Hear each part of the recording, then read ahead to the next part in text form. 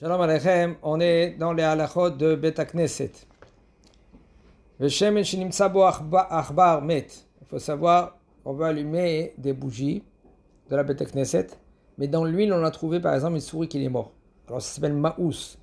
En général, on n'a pas le droit de maintenant utiliser cette huile-là maintenant pour allumer les bougies de la Bet HaKnesset. Mais si par exemple il y a 60 fois la souris, alors c'est moutard de manger, c'est assourd de manger. Okay, ça dépend aussi de l'homme.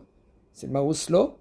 Et puisque maintenant, puisque maintenant cette huile-là, maintenant elle n'est pas interdite, selon la halakha, parce qu'il y a 60 fois la souris, c'est moutard d'allumer la bougie de la Bet HaKnesset. Si par exemple maintenant, Baruch Hashem, on a construit une Bet HaKnesset, elle est neuve cette Bet HaKnesset, et on veut dire Shehianu à la Bet HaKnesset, le Rav de la Bet HaKnesset, lui maintenant il va prendre un nouveau habit, et il va dire Shehianu, et il va rendre quitte la Bet HaKnesset.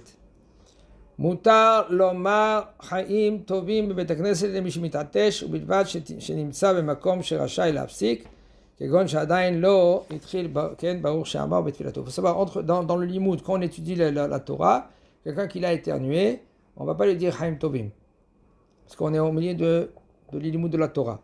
Mais si par exemple quelqu'un se trouve dans la Bet HaKnesset, tu peux lui dire Chaim Tovim.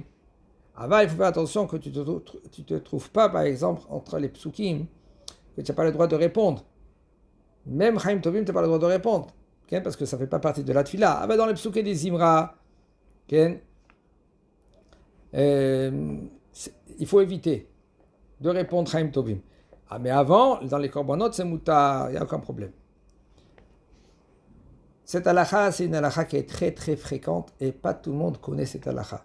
Lo innashek adam et banav à Bet HaKnesset. On n'a pas le droit d'embrasser les enfants à la Bet HaKnesset. Il n'y a pas de différence entre s'il est petit ou s'il est grand. On n'a pas le droit d'embrasser, on n'a pas le droit de faire montrer qu'on aime plus qu'on aime Akadosh Baruch Hu. Dans la Bet HaKnesset. Vechen lo inashek, ainsi aussi ni ton père ni ton rav, parce que tu fais montrer que maintenant tu l'aimes plus que ce que tu aimes Kadosh Baruch Hu. Velachen, puisque maintenant il y a des kehilot. Kehilot, c'est des communautés que là-bas quand quelqu'un rentre dans la Bet HaKnesset, il lui fait la bise, ou quand il descend du Sefer Torah, il fait la bise. Non, on n'a pas le droit de faire ainsi. C'est pas correct, mais on peut embrasser la main du papa ou du rav qui est monté. Et là, c'est obligé de faire le kavod à papa quand il descend de la Bet HaKnesset ou au rav, on embrasse les mains.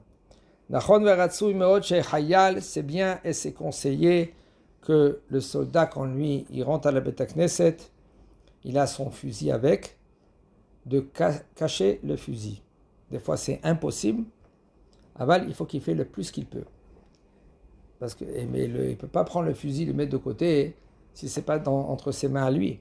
Parce que lui, il a l'obligation de faire attention à son fusil. Mais quand même, s'il n'y a pas de choix, il peut prendre le fusil. S'il a le talit, qu'il met le talit, et puis qu'il cache le fusil avec le talit. Sinon, il n'y a pas le choix. Là, il peut rentrer à la Bet HaKnesset Chazak u'Baruch.